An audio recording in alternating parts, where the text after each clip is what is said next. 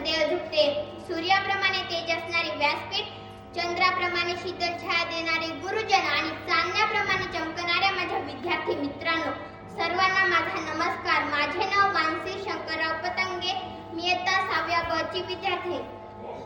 ज्यांच्या चरणाची धूळ कुंकाच्या करंड्यात घेऊन डोक्याला लावावे ते राजमाता राष्ट्रमाता जिजाऊ, ज्यांच्या नामस्मरणाने देवाचा देव आणि इंद्राची इंद्रायणी होते ते संत श्रेष्ठ जगद्गुरु तुकोबाराय, ज्यांनी आपल्या ज्ञानेश्वरीच्या माध्यमातून घराघरामध्ये ज्ञानाचे दीप लावण्याचे काम केले ते ज्ञानेश्वर महाराज. या महाराष्ट्राच्या मातीत त्यांनी सोन्यासारखे स्वराज्य निर्माण केले ते छत्रपती शिवाजी महाराज, ज्यांनी ज्या स्त्रियांना चूलनिमूल या संकल्पनेच्या जखड्यातून बाहेर काढून शिक्षणाचा ज्यांनी खरा अर्थ सांगितला ते सावित्रीबाई फुले आणि ज्योतिबा फुले.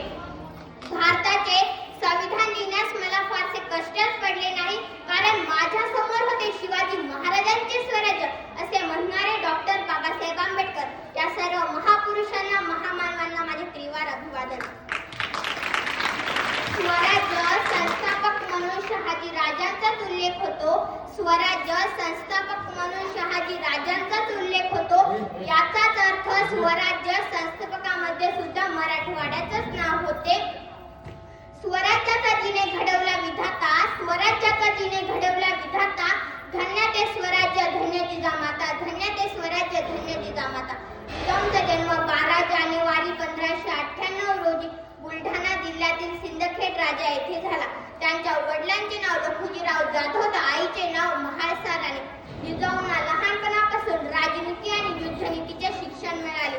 जिजाऊ तलवार, भाला, दांडपट्टा चालवण्यात पटाईत होत्या. 1610 मध्ये जिजाऊंचा विवाह वेरूळ येथील शहाजीराजे भोसले यांच्याशी झाला. दासी सेवक जिजाऊंची काळजी घेत होती, इच्छित भोजनही आणून देत होती. एके दिवशी दासी जिजाऊंना म्हणाली, सांगा राणी सरकार, तुम्हाला काय खायचे वाटते? तुम्हाला कशाचे डोहायला लागले आहे? तेव्हा जिजाऊ म्हणाल्या, आम्हाला धाव घोड्यांवरची रपेट मारावीशी वाटते, तलवार, भाला, दांडपट्टा चालवासा वाटतो, वाघावर बसून मोगली राजवटीचा खत्य करावासा वाटतो.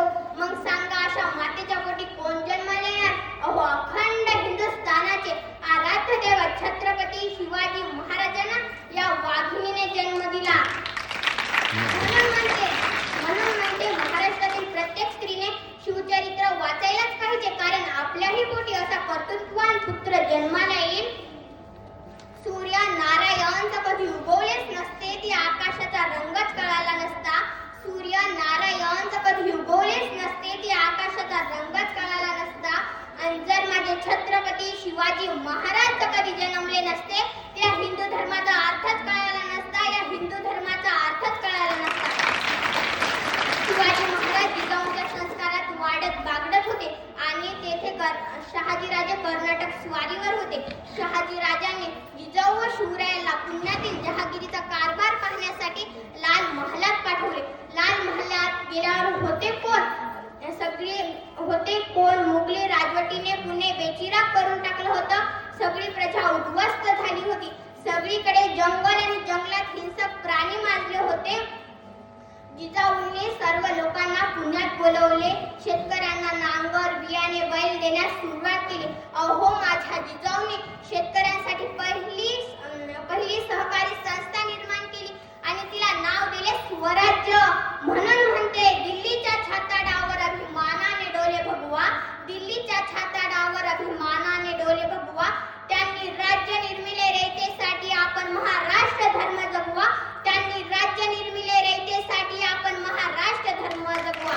स्वराज्याची पेटवली मशाल आणि सह्याद्रीच्या साथीने तेजपुंज शिवराय पाहिले या महाराष्ट्राच्या मातीने, पाहिले या महाराष्ट्राच्या मातीने. आजचे तरुण पोर लग्नाच्या वरातीत बाहेरना नाचवतात आणि गाणं लावतात, चमके शिवबाची तलवार. अरे, लाज वाटू द्या स्वतःला शिवरायांचे मावळे म्हणून घेतानी. शिवराय म्हणजे जगातील एकमेव असा राजा ज्याच्या दरबारात कधी स्त्री नाचली नाही.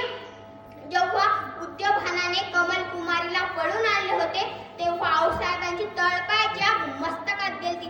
त्यांनी लगेच शिवरायांना निरोप पाठवला, बसलास असल्यास भोजनाला तर हात धुण्यासाठी यावर रायगडाला आणि कोंढाणा किल्ला ताब्यात घेऊन कमल कुमार जिजाऊ शिवरायांना उद्देश करताना सांगतात, शिवबा रात्री घनघोर अंधारात जर एक रूपवान स्त्री जर तुझ्या समोर आली आणि तिच्या पायाकडे बघून जर तुला तिला आई म्हणता येत असेल तरच तू राजा बनायच्या इच्छित आहेस. उगाच शिवराय घडत नाही.